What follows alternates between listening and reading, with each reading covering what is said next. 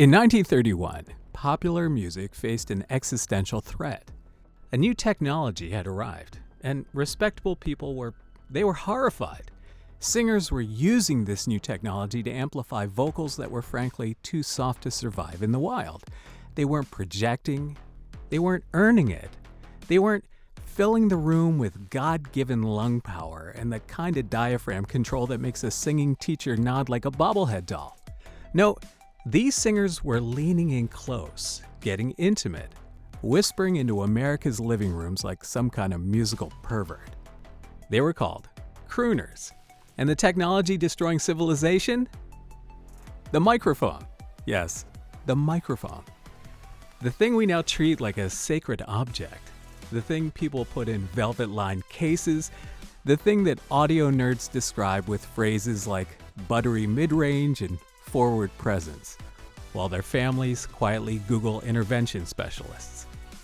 You know, back then critics said the crooners were lazy, untalented, artificial, corrupting the youth. Cardinal William O'Connell of Boston called the style defiling and un-American. Un-American. Because Bing Crosby had the gall to sing into a microphone instead of screaming love songs like he was warning a village about a fire. So yeah, let's talk about it. From the mind of Mark Yoshimoto Nemcoff. Sir, may I take your order? I'll have the SIBILANCE KILLBOX. I'm sorry, we're a restaurant. This place sucks balls. SIBILANCE KILLBOX, only for OS X. You know, the New York Times even predicted that crooners would fade like mahjong and midget golf. Beautifully wrong. I mean, like chef's kiss wrong. You know, by 1957, the drum machine had already made the musicians' union reach for the pitchforks and torches. Because Chamberlain's Rhythm Mate shows up with tape loops of real drummers, and suddenly organized labor is staring at a wooden box like it just crossed a picket line. Then in 1959, Wurlitzer releases the Sideman, the first widely sold drum machine, and by 1961, the union basically says, fine, you can use the robot drummer, but not for dancing. Because apparently the danger wasn't the machine, the danger was rhythm becoming too convenient. In 1965, Bob Dylan dared to appear, on stage at the prestigious Newport Folk Festival playing a, gasp, electric guitar. And the old guard of music decried the apocalypse was nigh. And that's how it always goes. A new tool appears, the old guard panics, someone declares the soul of an art officially dead, and then 20 years later, everyone pretends the tool was always part of the tradition. The microphone was cheating until it became magic. The electric guitar was noise until it became rock and roll.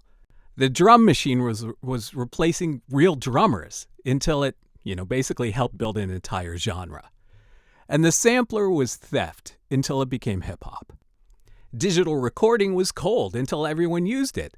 And auto-tune was fake until it became a sound. Well, it's still fake, but it's a sound. And MP3s were going to kill music. And then everybody walked around with the entire history of recorded sound in their pocket. So now it's AI. Same funeral, new coffin. Look, if you say it's about theft, you're blaming the gun in the ski mask and not the bank robber. If you say it has no soul, you're correct. The soul was never in the machine.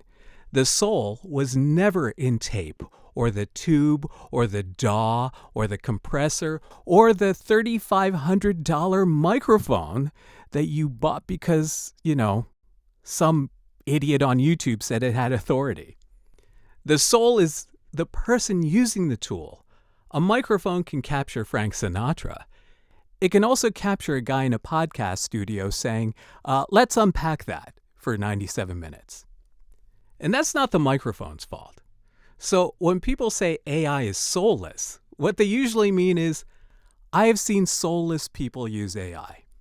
That's fair. We all have. But that's not an argument against the tool.